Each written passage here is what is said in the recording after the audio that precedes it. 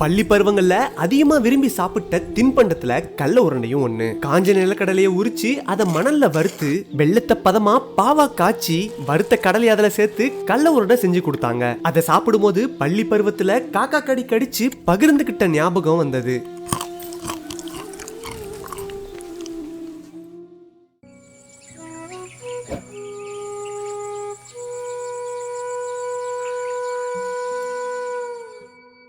கடல உருண்டை செய்யறதுக்காக காஞ்ச கடலக்காயில இருந்து கடலை கொட்டையை உரிச்சு எடுக்க ஆரம்பிச்சிடலாம்.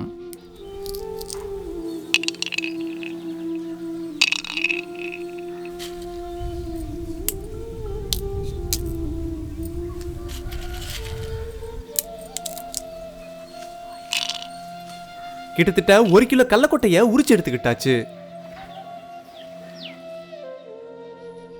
இப்ப கடல உருண்டை செய்ய தேவையான பொருட்களை பார்த்தரலாம். 1 கிலோ உலர்ந்த வேர்க்கடலை, 1 கிலோ வெல்லம், 8 ஏலக்காய், 2 தேக்கரண்டி நெய்.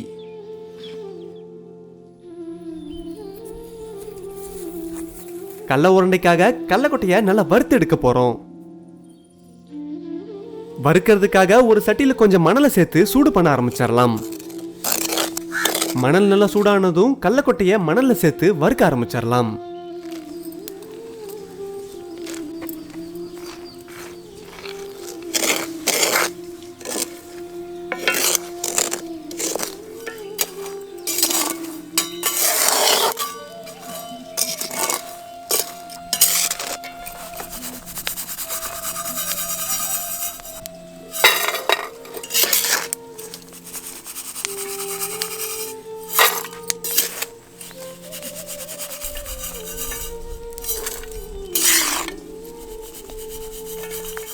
கடலக்கொட்டையை நல்லா வறுத்து மணல்ல இருந்து சலிச்சு எடுத்து தனியா ஆற வச்சிடலாம்.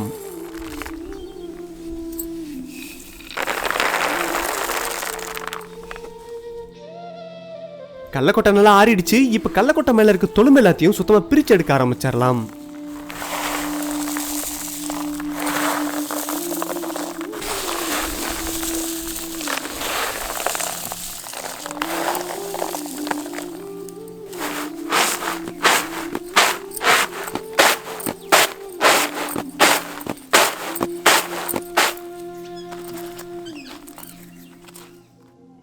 கடலக்கொட்டை மேல இருக்க தொழும்பு எல்லாத்தையும் புடைச்சு சுத்தம் பண்ணி எடுத்துக்கிட்டாச்சு.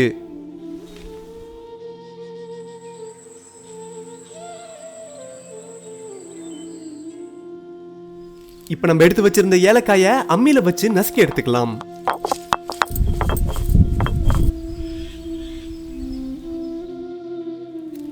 பாவு காய்ச்சறதுக்காக 1/2 லிட்டர் தண்ணியை ஊத்தி அதுல வெல்லத்தை சேர்த்துக்கலாம்.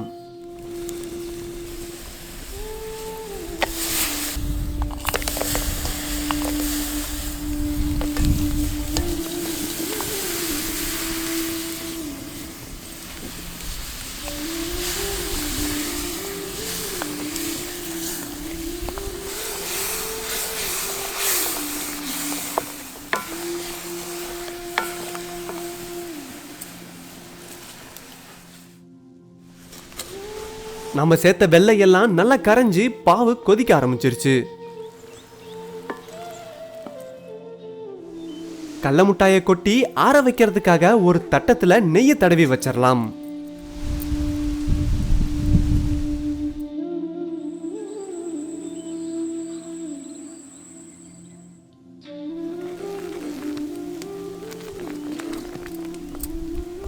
பாவும் இப்ப சரியான பதத்துக்கு வந்துருச்சு.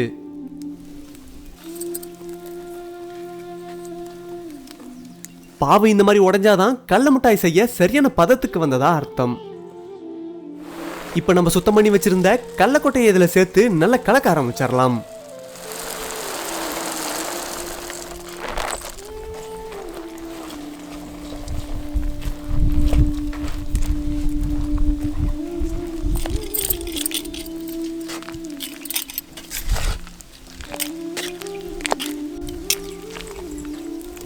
இப்பவே நம்ம நசுக்கி வச்சிருந்த ஏலக்காயவும் சேர்த்து நல்லா கலக்க ஆரம்பிச்சிடலாம்.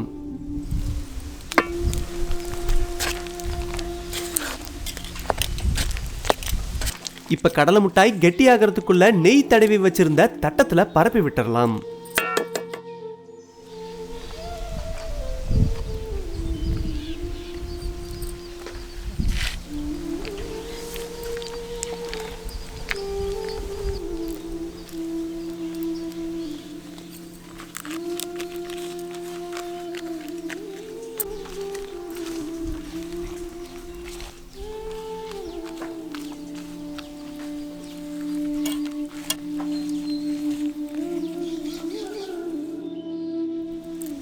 கடலை மிட்டாய் சூடாடுறதுக்குள்ள உருண்டையா வேணும்னாலும் உருட்டி வச்சுக்கலாம்.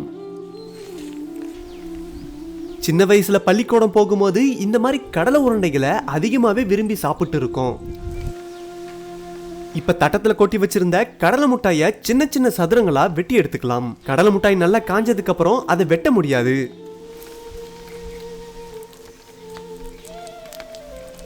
கடலை உருண்டைக்கான வேர்க்கடலையை நாமளே வறுத்து எடுத்துக்கிட்டதால அதனோட வாசனையும் அவ்வளவு அருமையா இருந்தது. 20 நிமிஷம் கடலை மிட்டாய் நல்லா காஞ்சதுக்கு அப்புறம் நல்ல மொறுமொறுன்னு ஆயிடுச்சு. நான் பள்ளிக்கூடம் போகும்போது அதிகமா விரும்பி சாப்பிட்ட மிட்டாயில இந்த கடலை உருண்டையும் ஒண்ணு.